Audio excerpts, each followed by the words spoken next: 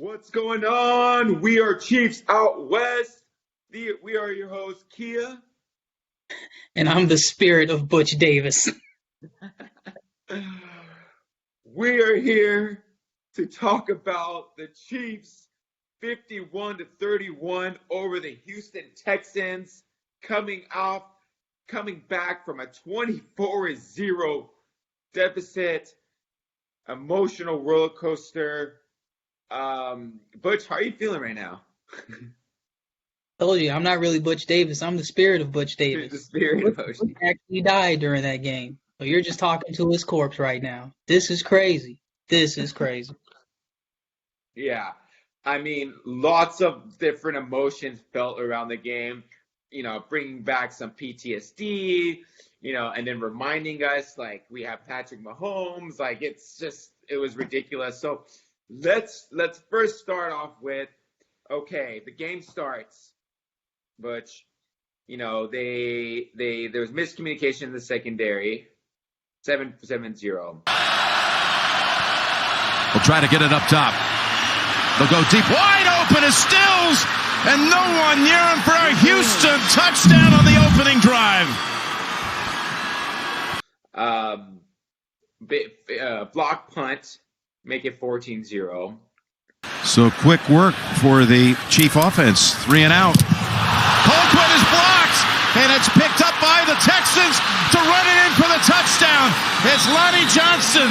Tyreek Hill fumbles at the inside the 5-10 yard line, and they score right away, 21-0, and then they kick a field, make it 24-0. What is going through your mind at this moment?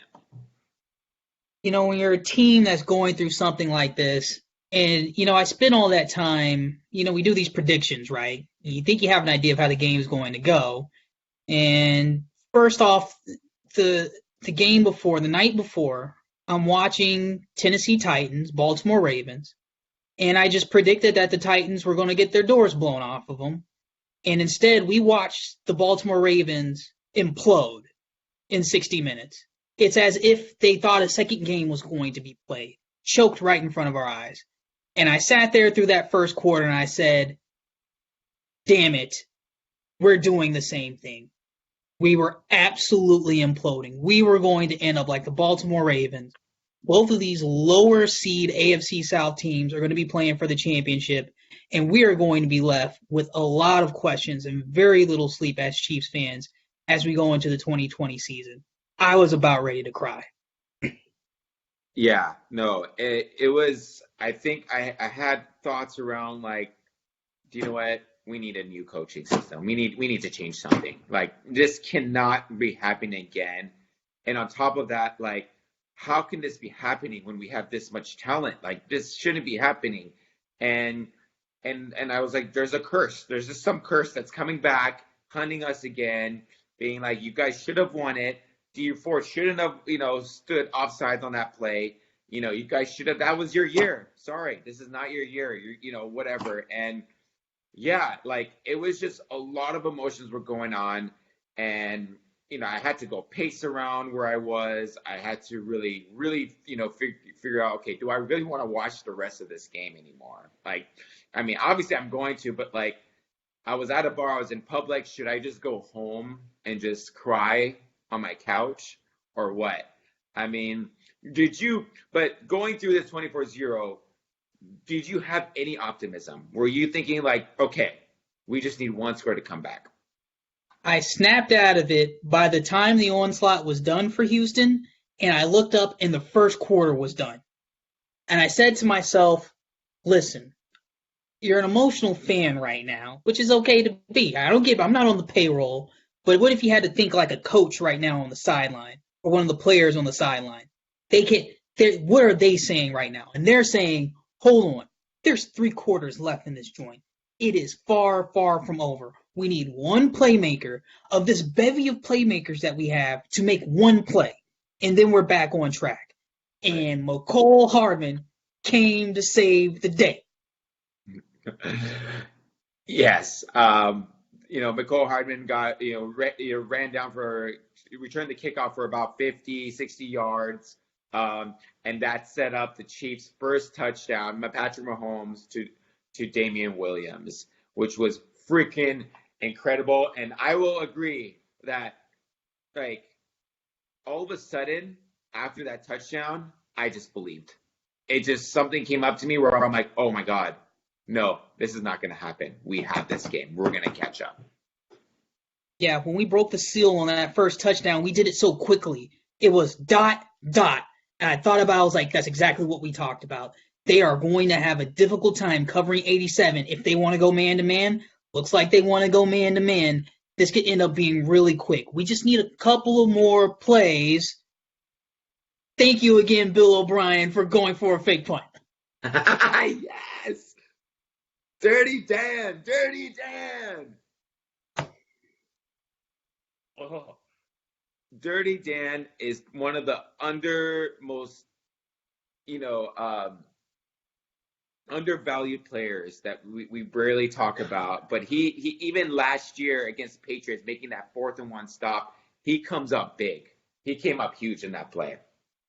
He's on everyone's cut list every year, it seems like. And all he ever does is get into situations like this in the playoffs and ball out for us. I mean, he has been Johnny on the spot, game after game after game. If he doesn't make that tackle, we're probably talking about close to a Chiefs loss. We're really sitting on pins and needles. He gets that stop, which, by the way, in my opinion, that was a good call by Bill O'Brien. Because you get that one, you get a first down on that one, you're able to run out the clock a little more. We probably go into, oh, man, you want to talk about feeling the pressure. That offense would have been pressing and probably pressed himself right into a turnover. So Dan Sorensen making that stop, giving us a short field, started to feel the momentum. The crowd woke up. They finally had it lifted off of them. They were like, look, this is going to be 24-14, a 10-point deficit, even if we had that going into the second half. Oh, we're erasing that big time. Yeah. No, yeah. And something interesting is one of my buddies who I watched the game with, he's an Oakland Raiders fan. And he's like, dude, do you remember what the Chiefs did to us on week 2? They freaking put up 28 points in the second quarter. They can do this to this defense too. And I'm like, you know what? And then after that, Mecole Hardman, after we scored that first touchdown, I'm like, oh my God, this is it. This is it. And then what do? They score 7. That fake punt happened. We got them. Kelsey another touchdown. And then the next one, they fumbled. They fumbled the ball on the kick return. And what did we do? We got the ball on a short field. Kelsey again. Like, it was so easy. It was just Kelsey. And then the last play, we just returned it all the way down, and we got to 28. We got to 28 points. That happened so quickly. Yeah, to back it up a little bit, right? So like we get that stop, and we're in the goal. We're in the red zone. So in the red zone, our red zone offense hadn't been all that great. We hadn't been run blocking well, and we hadn't been running the types of plays I thought we were going to run to be able to get good looks. The teams are starting to bite on these crossers. So what does Andy do? He starts moving the pocket. You see Damian Williams, he's cutting J.J. Watt as he gets out to the edge. And they're giving Pat all the time in the world. That gives him a two-way go. He can run. He can look towards the back line of the end zone. He can look to the edge. But he keeps finding 87. 87 is just stopping him between the creases. They're trying to cut him off to one end, and then trying to play him on the back end. They're not quick enough. And the way that Patrick Mahomes flicks this is what people don't understand. They think Armstrong is about throwing it deep. It's about getting the ball there quickly. A flick of the wrist. No one could get to it. It was like this. It was instantaneous. Catches the ball, turns, 21 points on the board, and all of a sudden you can tell Houston, if you go to Battle Red Blog, I know we're probably going to have a couple Texas fans watching this one too. Guys, I love you. I didn't think this game, you played your heart out. Trust me, because we probably should have lost that game in some respects. But you could feel it from Houston. Once that third touchdown went down, you see it on the sidelines. Deshaun Watson's no longer on there on the sideline, strumming a guitar. He's sitting down looking very concerned. The Texans knew this is not where we want. Now we have to actually play football. Now the game plan has to actually work, and it just didn't. They were just completely outmatched. Too bad. Yeah, and on top of us getting the fake punt, all of that, like the defense did step up this game, allowing only realistic without the turnovers and all that, only allowing 17 points in this game. They came to play, and a lot of props to that safety, the secondary, who were without one Thornhill, playing deep and trying to making sure there's no deep passes.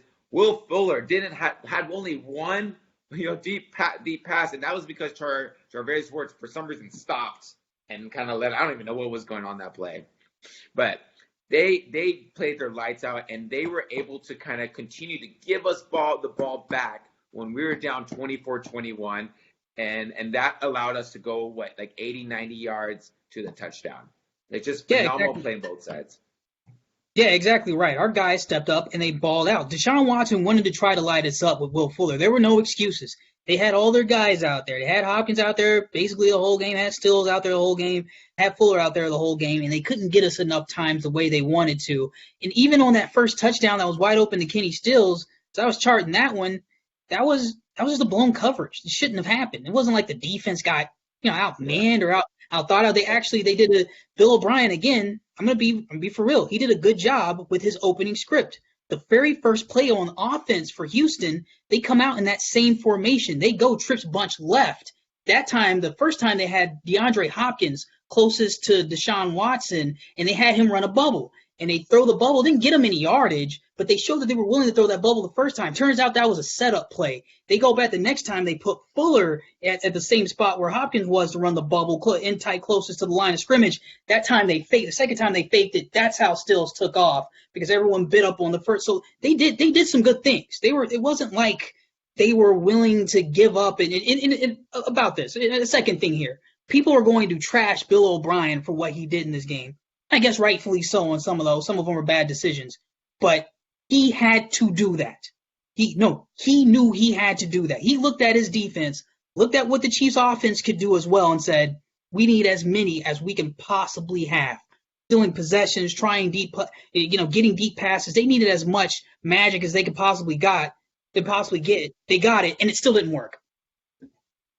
Right. Yeah, no, I agree with you right there. You have to find ways to really continue to try to score points against a dynamic offense who can score 28 points in one quarter. So you got to do everything you can. It didn't happen. Didn't work out. Chiefs were at, halftime 28-24. I just remember, just high-fiving everyone and just be like, this is crazy. Yeah, exactly. And like you mentioned, shout out again as well. Even though we had a couple bad special teams plays, which we will talk about in our pregame before we go into the AFC Championship game, we had some terrible special teams plays.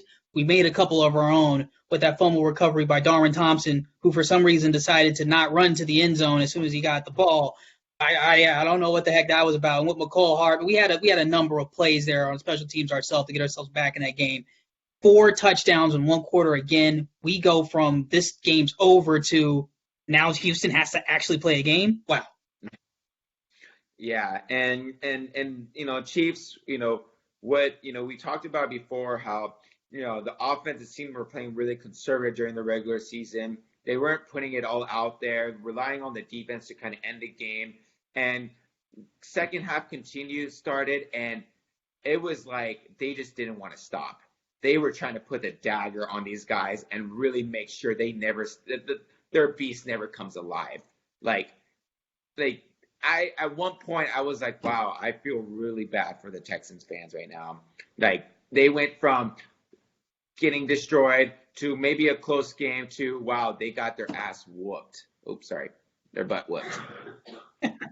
Hey, no, they deserve this. They deserve to hear that too because they know it's true. Yeah, going into the second half, they had actually done a decent job trying to double Tyreek Hill. They used some of that same stuff that the Patriots used in the AFC Championship game last year, where they just had their deep safety find wherever Tyreek Hill was and cover him over the top. The problem was Andy started figuring it out and having Tyreek run more outbreaking routes.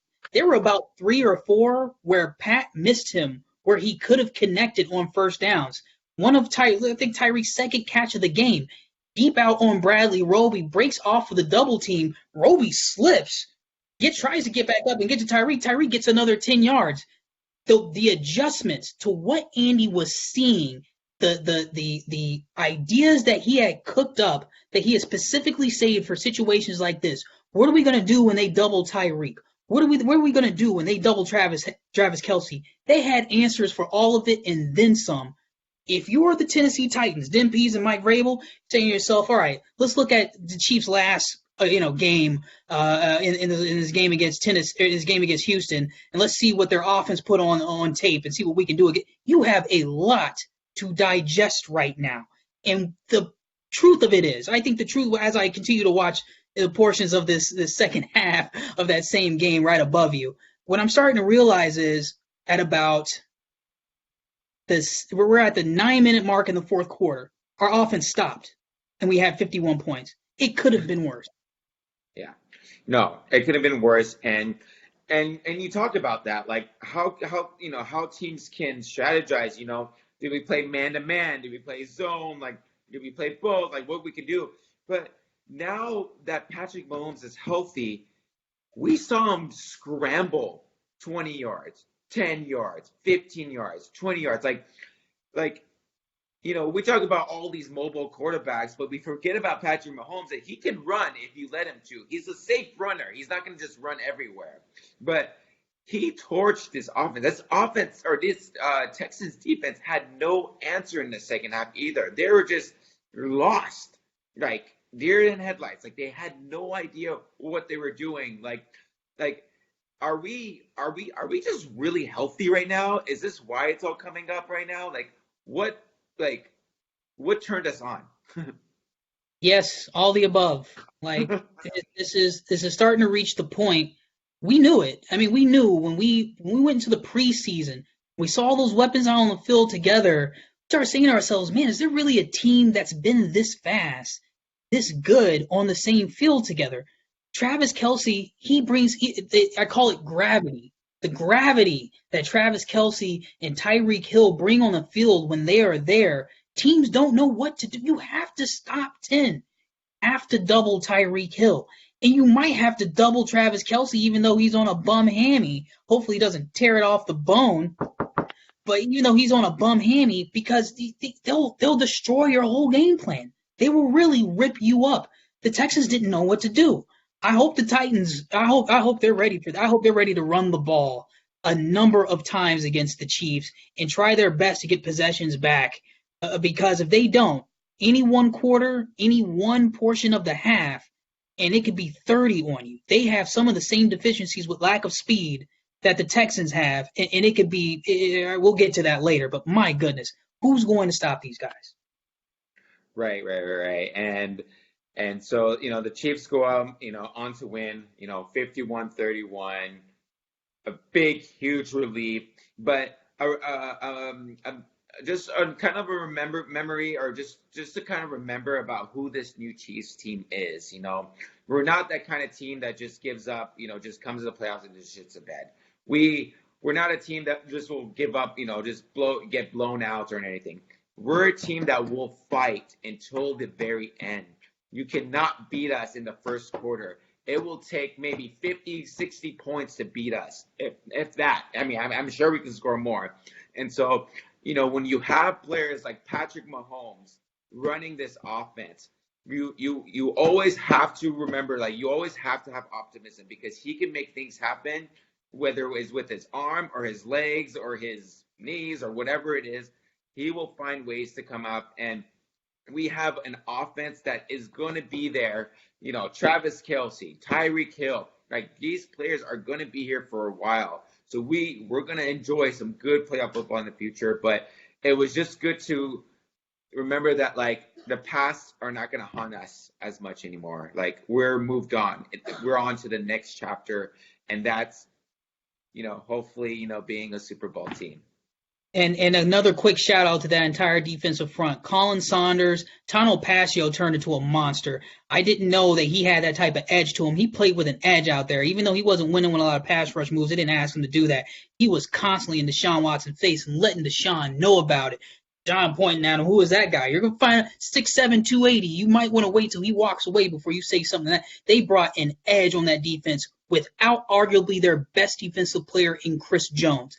everybody better get ready for what's about to happen, because I don't think that with the way that Patrick Mahomes is playing right now, I don't want to jinx this team. I know nothing I say can jinx them, but I just don't see who's going to beat them in the postseason with 15 turning into vintage Aaron Rodgers from 2010. It's that kind of run, y'all. Right.